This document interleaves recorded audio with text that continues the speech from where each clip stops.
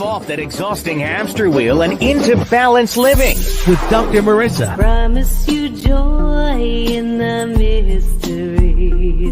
Dr. Marissa, also known as the Asian Oprah. Her mission, to be a beneficial presence on the planet. Her purpose, to be your personal advocate to live, laugh, love, learn. Her life motto, don't die wondering. Take back your life with Dr. Marissa Pay.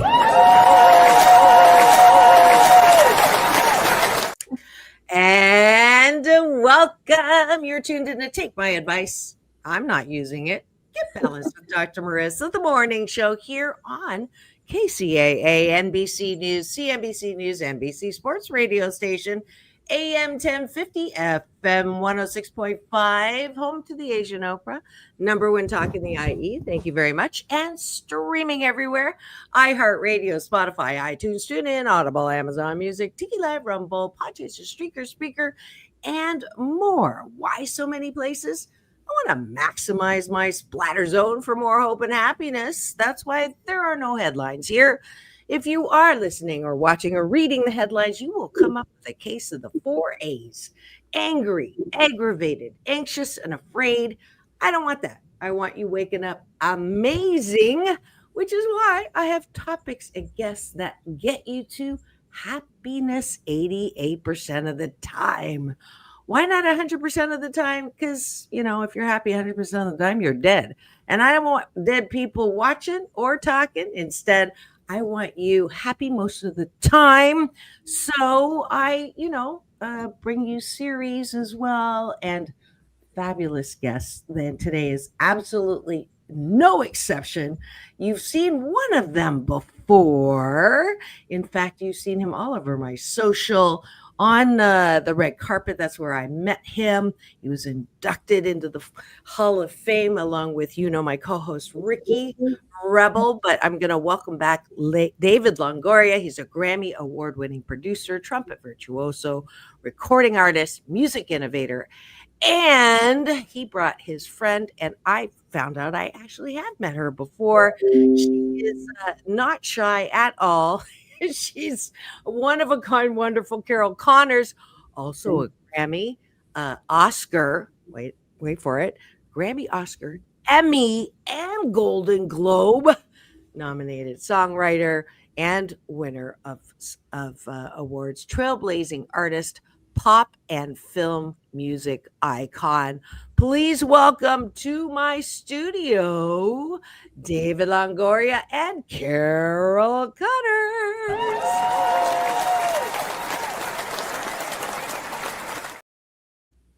Good morning. Sit down, everyone. Sit down. It's just embarrassing.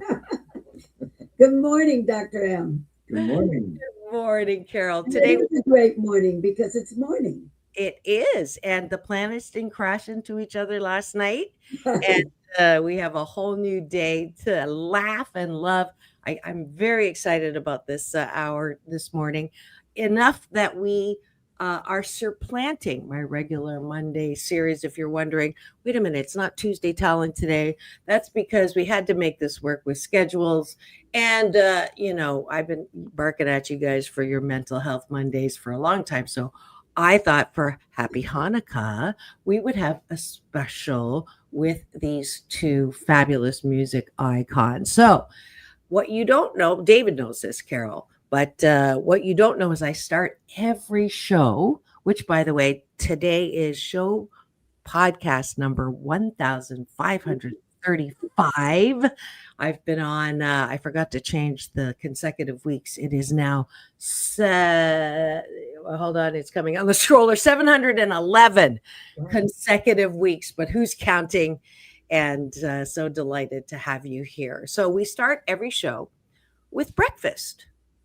And I hope you're not too hungry because there's no calories in this one, no protein, but you take a bite of my gratitude sandwich. So what does that mean? Top of the bun, What are we grateful for when we look around us outside of ourselves? Bottom of the bun.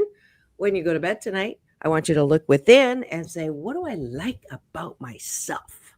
Because that is the foundation of good mental health, is being able to like yourself. Because frankly, my dear, if you can't approve of yourself, how the fork do you expect anybody else to?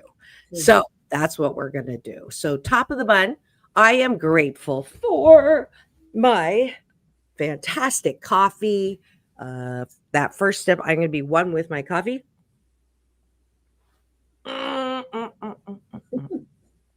Okay, we're good now. David, what are you grateful for?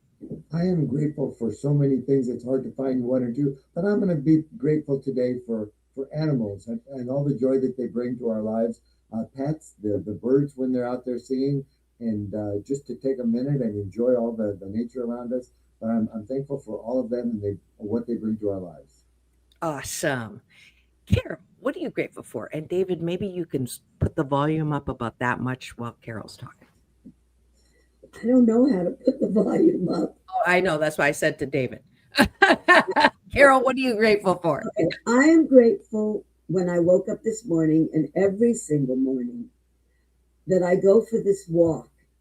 I live on top of a mountain, and this morning, for some bizarre reason, there were 4 different owls hooting, and each one hooted in a different key. You understand what I mean? Absolutely. David? And they don't hoot over each other. So it's hoo, hoo, hoo. It was so beautiful. And I realized that just being able to walk and to listen to these beautiful sounds of nature, because I suffer from something called hyperacusis, which is the inability to deal with everyday horrible sounds.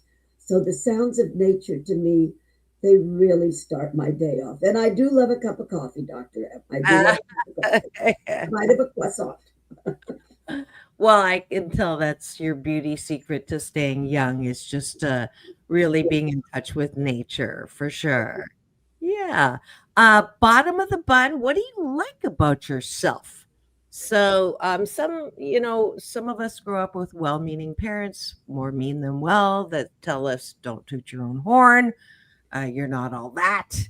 And frankly, that is kind of a precursor to walking around with antenna up, looking, who likes me, right? Literally, for the Gen Z on the computer, how many likes am I getting? And it's a horrible way to live, because you're constantly looking for validation or love in all the wrong places. So that's why I do this exercise. I think that the three of us have pretty healthy sense of who we are, and it's a good model for others who may not have that. So who would like to start? Okay, I'll start. What do I like about myself? Yeah. I like that I'm open to helping other people, and I'm open to. That doesn't mean I'm perfect at it, but it does mean that if I see somebody in need or I seek out somebody that's in need, I genuinely find joy in helping other people. And I know you do. David performed his song that was like a coming together of different celebs for a cause. And that's my favorite kind of celebrity. Those who use their limelight to shine it on areas that need a little bit of light and attention. Temporary areas of darkness is what I call it. So yes, I do know that about David. And those are the only kind of celebs that get on my show, by the way. So kudos to you, David. And to you, Carol. Well, I sang on David's wonderful recording. My love, we are one. Just we are one. We are one. It's very strange because both David and I have songs, believe it or not, and we didn't know, that are very similar to each other. But I remember that I was one of the lucky celebrities, or whatever, to be able to sing on his remarkable song. Yeah. I just loved it. And what am I thankful for at the end of the day? I'm thankful that I've lived the day that I hope enriches others, helps me get to the next day. I do have a saying, and it's about life. I mean, about pursuing your dreams. And I try and do that. And I have said it to many young people that have thanked me for it, because my theory is if you don't eat it, sleep it, think it, drink it, need it, forget it. You have Wow. you have to have laser beam concentration on what you want. And I try to live that. And I love that I wake, that before I go to sleep, my two little kitty cats, Music and Star, snuggle up next to me, and we're like three little bugs in a rug. Oh, that's wonderful and beautiful. Good. What do I like about myself? I love the sound of laughter. That is like my favorite sound in the world. And yesterday I played the final round of a 8 round, 3 or 4 month mahjong tournament. And at that second last table, I was making at least one of them laugh. I've been doing stand up lately, and the sound of his laughter, just like I won a bunch of hands. I think I was just like motivated to keep him laughing. But I do love the fact that even if it's having to laugh at myself, I like that about myself. Now, my husband did not think I was funny, so that's another good reason for me to laugh and make people laugh. So I love that about myself. All right, and that is, how David and I um, connected is on the red carpet. I've never had someone. There's not one picture of me not going. I know what All you right. mean. Well, thank you for joining us for breakfast this morning with my very special guests in studio today, David Longoria and Carol Connors. I hope that you continue to have breakfast with me every weekday morning. I'm here live at 9 on my YouTube TV channel, where if you free subscribe and give me the finger, this one, not the other one, you'll get an alert every weekday morning to join me for breakfast. And I promise if you do that, you will sandwich your day in the most positive way. Thank you.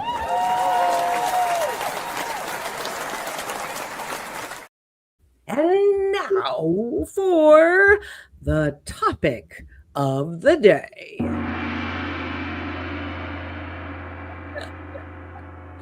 The topic of the day is sitting in studio today.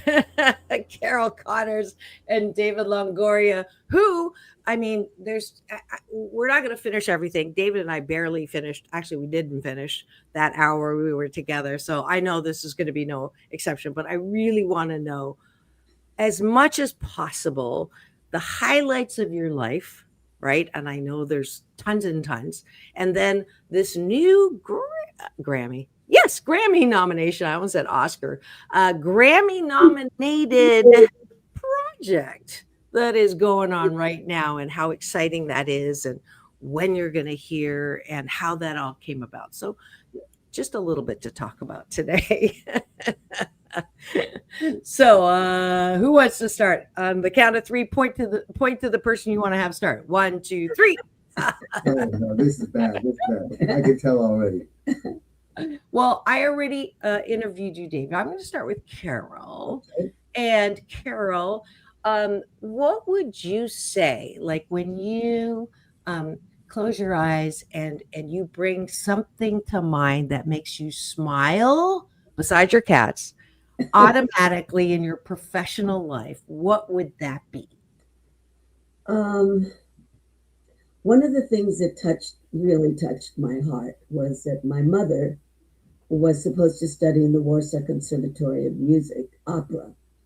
And she was brought out of Poland in 1938, and Hitler invaded, as we know, in 1939, and the entire family was wiped out. But my mother always loved music, and she made it a point to have my sister and I study the piano. I think I studied when I was 7 or 6 or something like that. But she would always sing all the great arias to us, from La Bohème and Madame Butterfly, on and on and on. and Caruso. She loved Enrique Caruso and all these wonderful, Enzio Pinzo and Mario Lanza. So I grew up to that. So as years passed, and obviously my career happened because of Phil Spector, and to know him is to love him, and Elvis, and things went on. When I got to a point, I was able to go to my mother and say to my mother, because she sort of was living through me vicariously. And I said, Mother, I have to tell you something. And she said, well, what? And I said, Placido Domingo, one of the greatest opera singers of our time, just recorded, of all things, a Christmas song that I wrote that he does every single year with the Vienna Boys Choir, called Once Again, It's Christmas Time This Year. Oh. And the moment of being able to tell my mother that really was very important to me. I mean, I think it was one of the great moments of my life. And I know my mother just started to cry, which I'm on the verge of doing, but I'm not going to do. Oh no, I love it when my guests cry. Honestly, I have my makeup on. I know. But tears are the disinfectant that keep our hearts soft, and it also tells me that your heart's open. So go ahead and cry if you want. Although, I get the makeup A thing. very special moment for me. And then at Placido, I wrote it with Lee Holdridge, and Placido ended up recording 4 of my songs, and one of them was quite a hit. It was with Maureen McGovern, called Halfway Home, and it was from The Earthling, and it was William Holden's last film, if I'm not mistaken, and Ricky Schroeder's first. And Marie McGovern said to me once, she said, Carol, it's very difficult for me to sing that song because my mother just passed away. And it tells, it is the story of everything that I felt. So if people want to listen to it, it's called The Earthling, and the song is Halfway Home. Wow. And that was, it sort of extended the story, from the songs of my mother. Yeah, I just got chills when you told me that. And the recognition, folks, we have songwriter royalty in studio today, live here on Take My Advice, I'm Not Using It. Get Balanced with Dr. Marissa, the morning show on KCAA, NBC News Radio, and of course, live every weekday morning at 9 a.m. Pacific time on my YouTube TV channel. Free subscribe. And at 8 a.m. drive time. So, Elvis, Rocky, and me, we have to say, for those who don't know, What's happening what some of you may know and I didn't know. The reason why she has Elvis in there is Carol Connors actually dated Elvis. He was my first boyfriend. My very, very first boyfriend. Her very, very first boyfriend. So we have to hear about this one. How did that happen? I'll tell the story, and then David has to tell the story of how all this Grammy thing happened. Oh, for sure. When I was 16 and a half, a young man was dating my girlfriend, Donna, and he used to come to pick us up at school. And one day he said, I love your voice. I'm going to write a song for your voice, because I was always twiddling my thumbs and singing, because my mother, as I said, was supposed to be a singer, an opera singer. So he said, but do you have $10? And I said, $10? I'm not even 17 years of age. I don't even have 10 cents. And he said, well, if you can get together the $10, you can be in our singing group and I'll write you that song. Well, the song went on to become the #1 record in the world, not just the US at that time. What was it? It was called To Know Him is to love him, and I do. And it was written by Phil Spector, who went on to become the genius of rock and roll music, or so one of the geniuses. That's the guy that asked you for $10? Yeah, $10. And I drove my parents crazy. My father had been a jockey and he lived on the edge. And my mother, like, no, no, no. And my father said, give her the $10. I was driving them nuts. So we did that. Elvis was in Germany this was 1958. You can all compute my age. He was in Germany. He heard the song. And he said to the Memphis Mafia, those were all the boys that hung around him, his cousins and everything. I love that girl. Translation, I love that girl's voice. I'd love to meet her one day. He didn't know if I looked like Dracula's daughter or Frankenstein's niece or whatever, but he loved my voice. So one day, due to this creepy little guy that came up to me in a market and said, aren't you the girl that sang To Know Him Is to Love Him? I said, yes. I was holding a carton of milk. And he said, Elvis would love to meet you. Dropped the milk and said, right, of course, sure. Well, sure enough, about 2 weeks later, the phone rings and it's this creepy little guy. I didn't even know if he was a serial killer. And but I had given him my phone number. You didn't do that in those days. And he called and my mother went, Annette-la, my real name. Annette-la, there's an Elvis Presley person on the phone that wants to talk to you. I went to Elvis's house.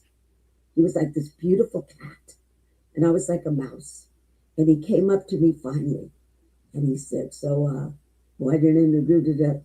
Translation. So why did you name the group the Teddy Bears? And I thought, oh my God, it is Elvis Presley.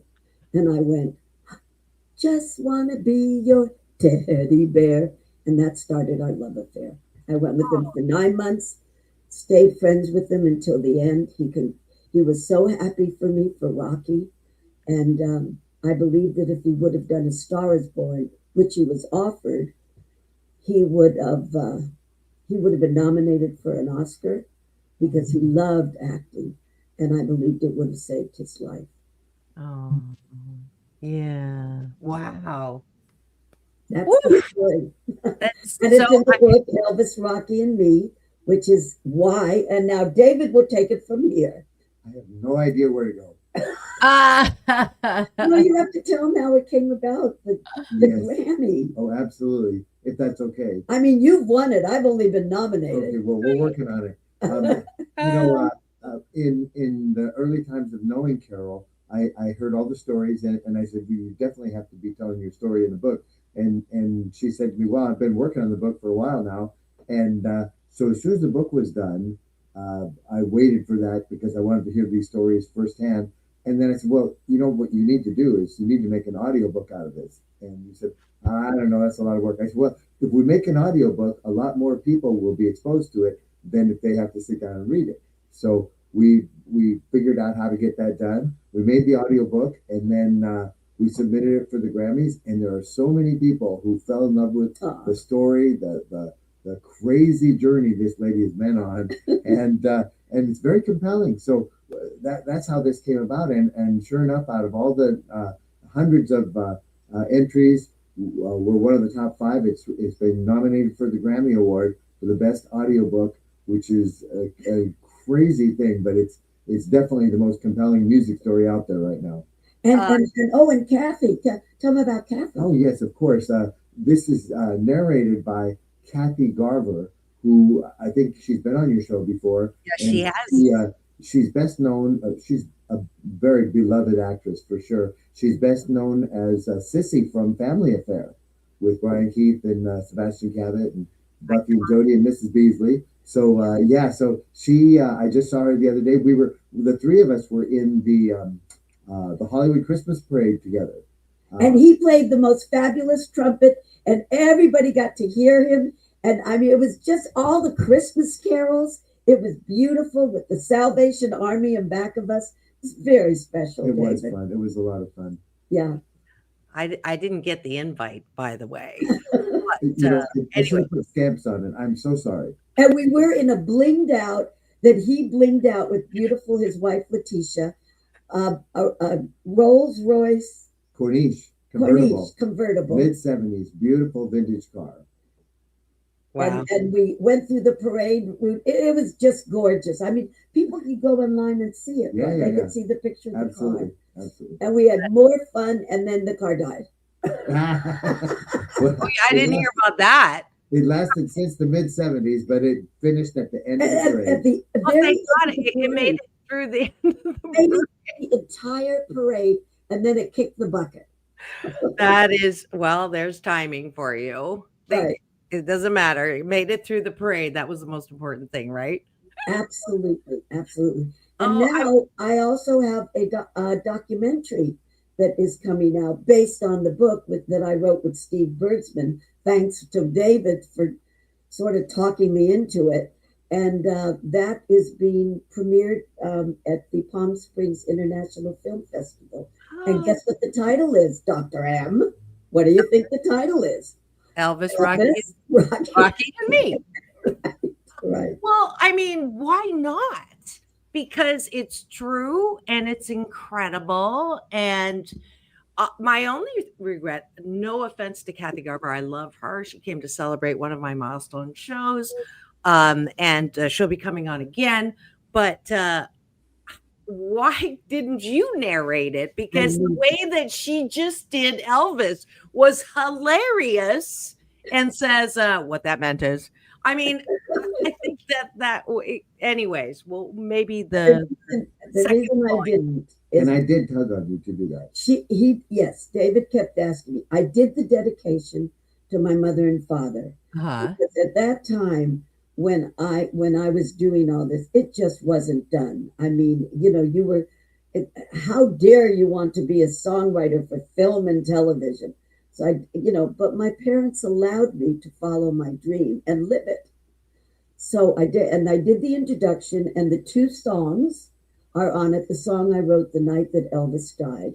I was so beside myself. I sat down at my piano and I wrote every single note, every single word. But there were some very unique chord changes in it. It's called You Love My Night Away. And David and a few other major composers have said very quietly, they go like this. So how'd you come up with those chord changes, Carol? And my answer is, I don't know. I believe that Elvis's spirit was still in the room when I was writing the song. I truly, truly believe that. And just wonderful things have happened. But I had a speech impediment as a child. What? I had terrible lift, but nobody could understand me. And I was taken out of school and put in a special class. And I'm a very slow reader, and I can't read phonetically because of this trauma as a child. I would still be reading the book today, and we would not be up for a Grammy. It'll be next year. I can't do it. It's too difficult for me. But the amazing thing about this is that, and reflecting on it, even though I was taking on her to narrate her own book, there's something that's magical about the way that Kathy channeled you in her performance. She said that. Yeah, and it definitely comes through. When you listen to this, it's hard to distinguish whether it's Kathy being you or you being you, because the stories are so incredible. Oh, thank you. She pulls it together. And she added a lot to this. Good. But she doesn't imitate Elvis. She doesn't do that. I can do that. Yeah, well, he asked you. If I had been any part of that production, I would have insisted, because maybe your whole background with the speech thing was the reason why you could understand him. True. Just saying. Don't want to speak ill of that. I actually got a chance to interview Priscilla on the carpet. So, did you ever have any kind of contact with her, or? Oh, gosh, she's not only was my neighbor, because after Rocky, I bought my house, and before Rocky, I made $500 up front, but after Rocky, I bought my house in Beverly Hills, and she lived down the street from me. But I did her first movie. She had the movie about bringing the young girl out of Cambodia, called Love is Forever. and Laura Branigan sang the song, and it was Priscilla's first movie. So we talked about Elvis, and I mean, he when I went with Elvis, which was in 1964, romantically, not that because I stayed friends, Right, but they had met in 1958 and 9, but they had not gotten married when I was a girlfriend. He had a lot of different girlfriends, but he was my very, very first love. So, without getting X-rated, what were the kinds of dates that you went on? He like Hefner, who was a very good friend of mine. They didn't like to go out.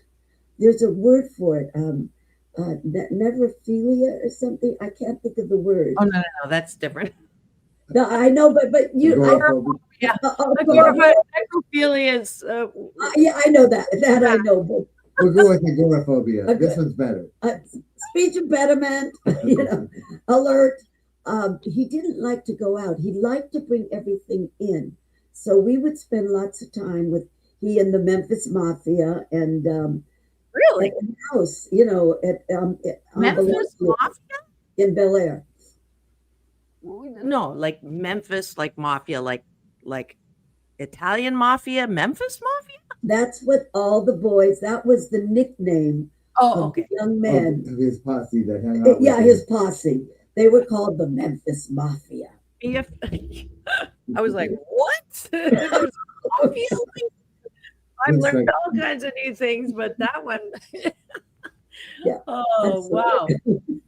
And was it true about, I heard stories that he would have near the end, because he was gained a lot of weight, probably depression, all of the food addiction stuff, and have like cheeseburgers thrown over the wall. I somehow heard that somewhere, so that because no one was going to give him any food that was bad for him. He liked cheeseburgers, I heard. Is that true? So do I. At the very end, I saw him at the last time that he was, during that last period when he was at the International, at the Hilton. In Las Vegas. In Las Vegas, excuse me. And I don't want to tell you what I saw. I really don't. I may have talked about it in the book, but it was so different from the Elvis, because I watched him over the years, deteriorate health-wise. And when I first went with him, he didn't drink anything but water, and he tapped his foot quite a bit. But in the end, he was with Ginger. That was his last girlfriend, and I was there. And I remember leaving the penthouse and saying, and being, because I don't like the word psychic, but I really sense things. And I said, he's really ill and something is going to happen. And very shortly after that, he passed away. You alluded to if he had the success in acting that he deserved, or was, able to be recognized for, that he would not have died. Speak to that for me. He loved, like, James Dean and Marlon Brando. And if you, I think, David, you know what I mean too. Yeah. If you watch some of the movies, not the fluffy puffy ones, but the ones you saw moments of really intense acting. Right. Few and far between, because Colonel Parker always put him in these, nonsensical type movies.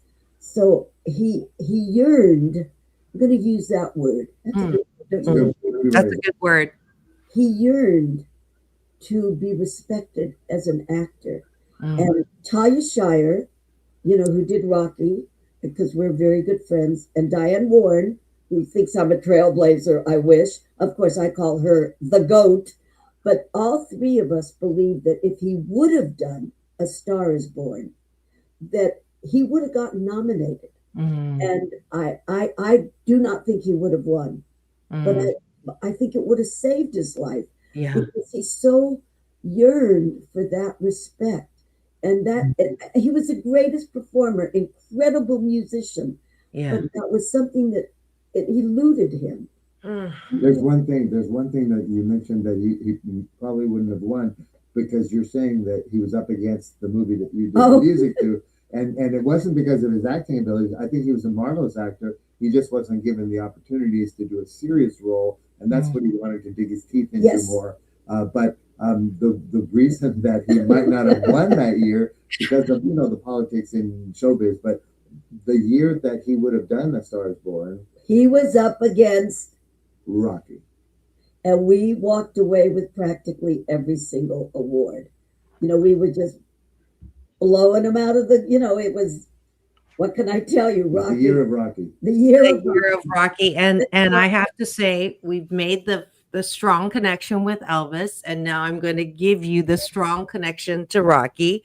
As I said earlier, we're in songwriter royalty, that Carol is the co-writer of one of the most besides Thriller, I would say one of the most recognizable music themes, which is Gonna Fly Now. So that's why I put behind your post, I don't know if you saw it, for the promo for this show, is dun, dun, dun, dun, dun, dun, dun, dun, dun, dun. I put it actually on the promo. So I mean, that is truly amazing. And this is why, Carol, well, it's not why Carol's here, but why I'm grateful to David that you have, have encouraged Carol. She's had a great career. She's done a lot of great things. And now she's in, I'm not going to ask you how old, because you're ageless, hashtag ageless, and hashtag timeless, ageless, and I'm not telling you my age. I'm not going to ask. As Dr. Bohr once said to me, Carol, if a woman will tell you her age, she will tell you anything. Therefore, I tell nothing. So, Carol, I'm in your camp, and I say, better to be thought a fool than to open your mouth and confirm it. Better to be thought young than to open your mouth and disconfirm it. Brilliant. Thank you. Brilliant. So I don't know either. However, I said to my best friend, Barbie Benton, she said, she was the love of Hugh Hefner's life. And she said, we're getting older. And I said, Barbie, if it's similar to what you just said, Dr. M, if you think old, you are going to be old. If you think young, you will stay young. Tell that to my knees. Okay, no. And I believe that. It's a state of mind. You do not you do not act, look, or feel your age, for sure. I did look it up, and it's amazing. The only thing that gives it away a bit is your discomfort with technology. Yes, and to know him. If people know that song, they can figure it out. Yeah. But I'm sorry, David. I was going to say there's something kind of funny about my relationship with Carol, because when I had known her for a little while before I figured out that she was the voice of the Teddy Bears in 1958 when that song came out. And a few years later, when I was born, my mother sang that song to me. And she would sing... that was a kitty cat. I'm sorry. That's Star, who thinks he's a star. He clearly is. He is a star. But my mom would sing this very song. It's the only song she ever sang to me when I was little. And all the way up till I was 5 or 6 years old, I heard she sang that song to me all the time. And so my only knowledge of that song was my mom singing it. And then later when I saw the title of the song that Carol first sang with Phil Spector, I thought, I better look that up. It sounds so familiar. And I looked it up and I went, that's the song. How ironic that is that I'm friends with the lady who was the voice originally of that. And it's kind of interesting. You know what else is ironic? And this is complete. It's not off topic. It'll sound like it is. When I was on the show the last time, I played "Happy Birthday" on my trumpet to your 96-year-old Bonus dad. bonus dad, and there was a cat that was visiting in the studio, and I let the cat in, and I wasn't paying attention to it. But right when I was getting ready to play, the cat did exactly what Carol's cat just did, and it's just a flashback to me. So all of this is hashtag Naxcidental, not accidental. I call them what caught moments, WATCOT, which is what are the chances of that? I love it. F in there too. And we are so late for break. We need to take a quick break for news, weather, traffic, and a word from our sponsor. Don't go away. We'll be right back. Chuck Woolery said 2 and 2. I say peace in, peace out. Don't go away. We'll be right back with David Longoria and Carol Connors.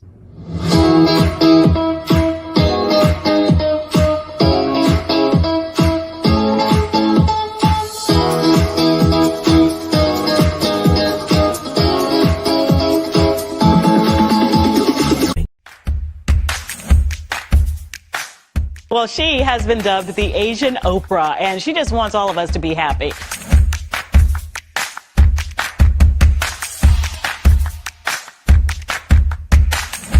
Dr. Marissa, aka the Asian Oprah, says the most important thing you can choose is choosing to be happy. You are tuned into my weekly talk radio TV show called Take My Advice. I'm not using it. Get balanced with Dr. Marissa.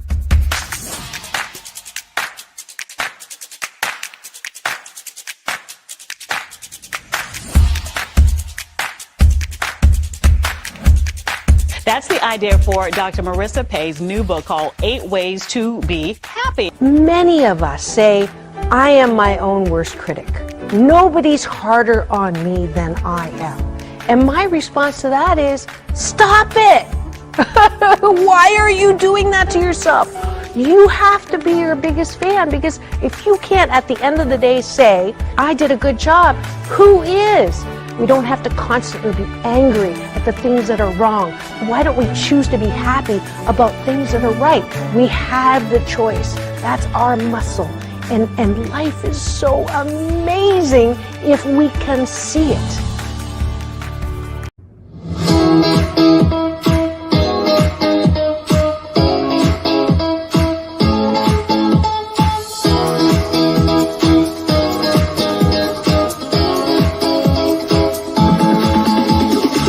Take back your life with Dr. Marissa Pay. And welcome back. You're tuning in to Take My Advice. I'm not using it. Get balanced with Dr. Marissa, the morning show here on KCAA, NBC News Radio, and streaming everywhere. iHeartRadio, Spotify, and of course, live every weekday morning at 9 a.m. Pacific time here in my YouTube TV channel, which has just over 4.2 million impressions now. I'm so grateful. They said I wouldn't last a year because I do not talk about headlines, only heartlines. And yet, 13 and a half years later, I'm still here every weekday morning. So delighted to have you tuning in. Those of you who are driving, a drive time slot at 8 a.m., welcome to the show. You're welcome to talk out loud in the car, but please do not chat. Those of you who are tuning in on my YouTube TV channel have any questions or comments, please do use my Cashew Gallery chat, and we'll get those questions up. But so delighted to have today songwriter royalty. Both of them are up for Grammy nominations this year. We're going to wiggle our fingers that they win. I would love to see that. There you go. I actually had Jafar Jackson on my show years back, and he's the star of the Michael biopic. So I have really good feelings about stuff as well. I don't like the word psychic either, Carol, but I have, just now when you were talking too about Elvis and his, what would have maybe changed the course of his life, literally, a siren went by. And David, I don't know if that happened in our interview, but whenever a siren goes by, that is the truth, So that went by while you were talking about Elvis. And it reminds me of, it's so sad, here he is, incredibly talented for his music, right? And the parallel I'm going to make is Barbara Streisand. Her voice to me is just gold, right? And it's pure, and her talent and her recognition for singing and music, and yet her love was also acting. And part of her disappointment is that she wasn't recognized. And so the parallel there is 100%. But it's almost like it's heartbreaking, because you have talent in this particular area, but if it's not what you value, and I call that the difference between professional mastery and personal mastery. If you can't get a handle or soothe yourself and love yourself, right? And not have that imposter syndrome or fear of failure, fear of success, or all those critical voices in your head that say you're not enough unless you have this, then you don't have mastery, right? You got to have that internal sense of, hey, I'm not perfect, but I'm really good at this. Or I say I'm 88% fabulous, and 12% of the time I step in it, and it ain't pretty, right? So, but it's okay. Like I have desires, but I know things that I'm good at and things that I'm not good at, right? And that the most important person is themselves. So yeah, it's super sad. And I'm sorry for your loss in particular, Carol, but I know he's not lost. He's singing and tapping, and sending love over from there. I think the cats are the reminder of that. So there you go. And I'm allergic to cats, but I'm far enough away to you. But David. Yes, ma'am.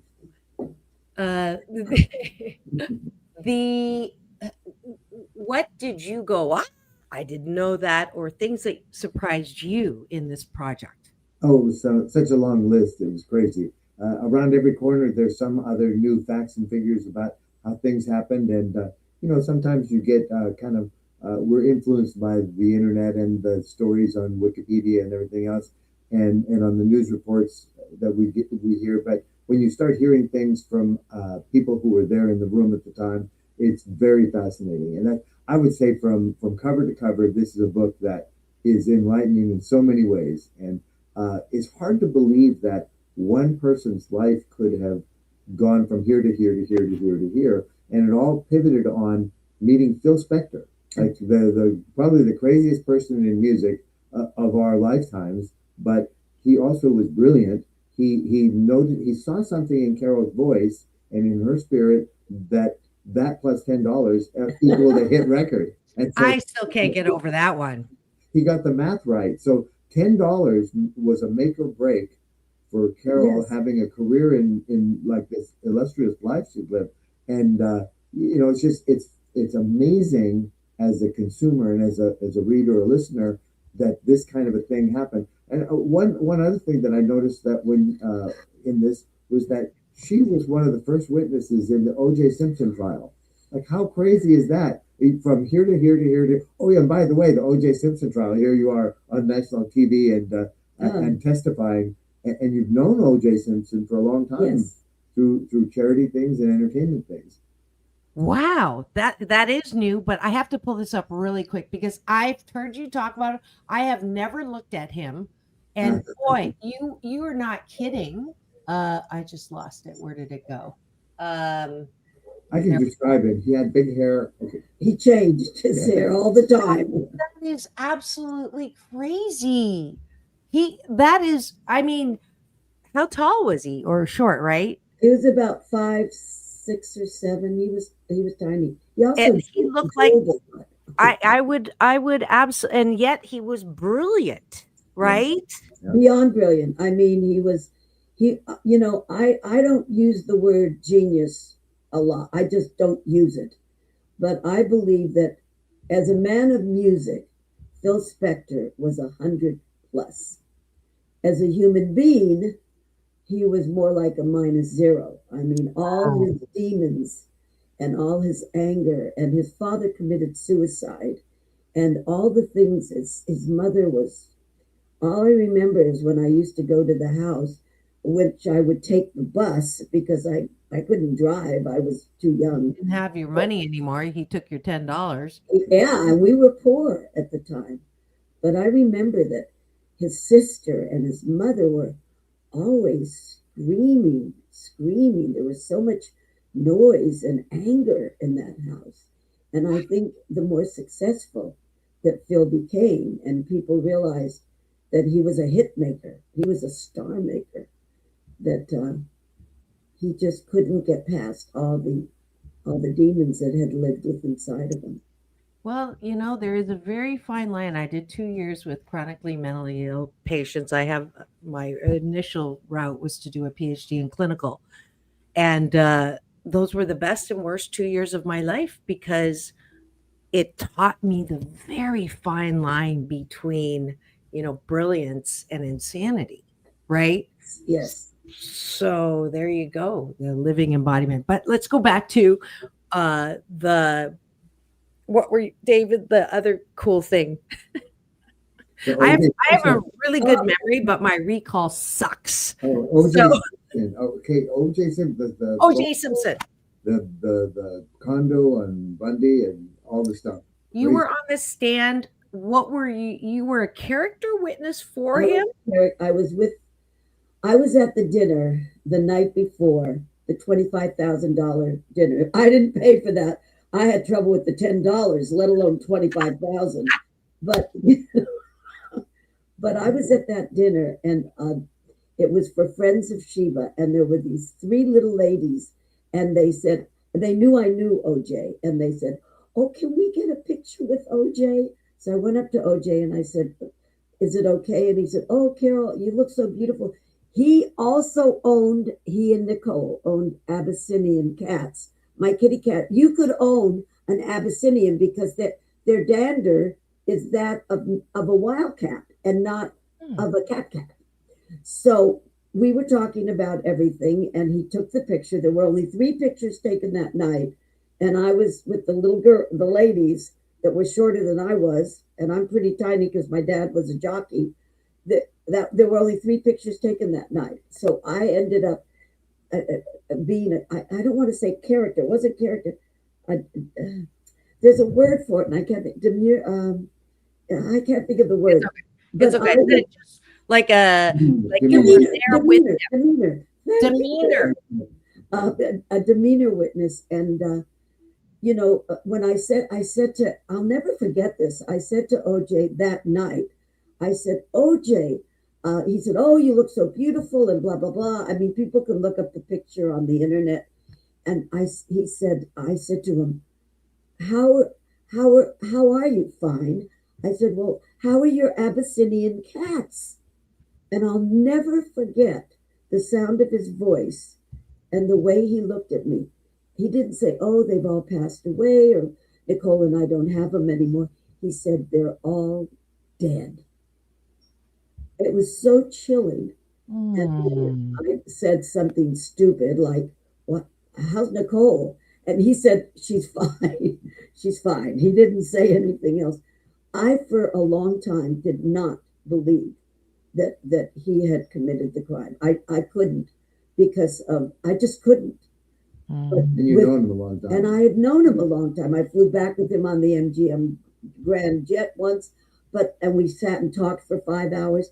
But after the DNA, which was the first time that they had Barry Schecht, I think it was the attorney.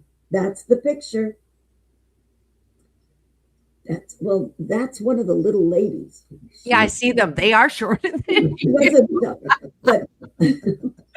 But after the DNA, how could you think anything else? Yeah. And I had to testify, and it was, I remember that I wrote on my my hand S, which meant shut up. If they say that word, what do they always say? They say, no, there are two words that they say. Sustained or overruled. Sustained, Yeah. right. So I had to write S so I wouldn't talk. That's hilarious. Well, that is hilarious, Carol. And Judge Ito, I'll never forget this. I mean, you can see it online. I mean, he stopped the trial to congratulate me for the Oscars. Oh, wow. Yeah, wow. It's not, I mean, it was just horrible. When I left the stand, he went to touch me because we had been friends, and the marshal took his hand away and said, "Don't touch her." Wow. That's it was not something I want to remember, but I yeah. did. And I had to testify. There was nothing I could do. Wow. You know. I love this picture. Which picture? With let's see, can you see it? The one with the Rocky with Sylvester Stallone. Stallone. Yeah, I do. It's a beautiful picture. I can imitate him too. Hello, Gil. Dr. M, are you laughing? I am so laughing right now.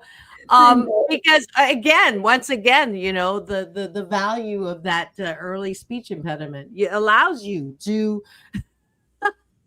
Of course, I can't figure out words phonetically, and I was terrible in French, and also in, what was the other one, Spanish. But I can imitate people and animals. So wonderful. So what can we do? Obviously, if you're a nominating member, and I do know because of Ricky Rebel that I do have Grammy nominating members who can vote. Right. So definitely vote. Category is best audiobook, because this is the best audiobook. And what's exciting is this is a year that there's a best audiobook that involves a music icon who is telling music stories about things that have empowered women, particularly. Carol, one of the facts about Carol is that she was the first voice of a band in the rock and roll era that was female. And we didn't have that until Carol's voice came out there. Yay. Girl power. When they say Trailblazer, this is real. Sure. You're a pioneer in so many different ways. And so for that, I already gave David this award, but I haven't given it to you. It's Dr. Marissa's Beneficial Presence on the Planet Award. Goes to Carol Connor.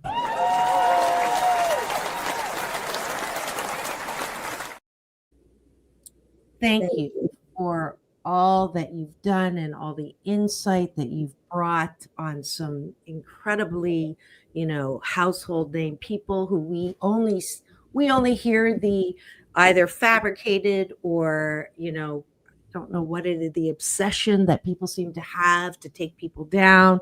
That doesn't happen on this show as a rule. And I'm so grateful that I was able to get it to, the whole story, not the whole story, but at least enough that I'm sure y'all need to go get the audiobook and have a listen to it so that you can truly appreciate the lives of these people that we've only seen on from someone who's actually lived. And I know there's like thousands of more, but thank you so much, Carol. Thank you. I loved it. I think you're absolutely endearing and brilliant, and I just love the way you talk and your little wonderful isms of life. They're so important, and I hope people love the book, the audio book, and also the documentary that's coming out next year. They can see that at the Palm Springs Film Festival, and in Miami, and blah blah blah. I'll meet you there. Maybe I'll meet you there. In Palm Springs. Oh, yeah. And your whole audience. Come on out and meet us. Yeah. It's the premiere, because it's the premiere of the documentary. It's going to be at the Palm Springs Film Festival. January 3rd, I think. 3rd. I'll be there the 3rd, the 4th, and I think the 5th actually. Wow, that's soon. Yeah, and then I go on to we're doing a project that looks like for Malaysia. I had written the music for the country many, many years ago for Malaysia, and it had gone on to become the theme song for 8 years and won awards, and now they want us to, because of President Trump landing there about a month ago, and they played the theme from Rocky. I got a call from them, of all things, and now it looks like we're doing a project for Sarawak, which is the gateway to Borneo.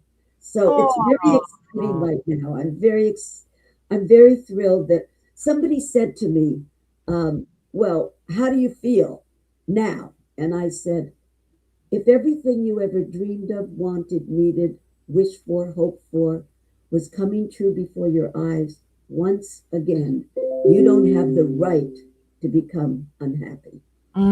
Beautifully said. We're out of time. Can you hold up your peace fingers for me? It's all about balance. Peace in, peace out. World peace through inner peace. This is Dr. Marissa reporting live with the amazing Carol Connor and David Longoria. I'm so grateful to have had you on. Now go and have the best day ever. I'll see y'all tomorrow.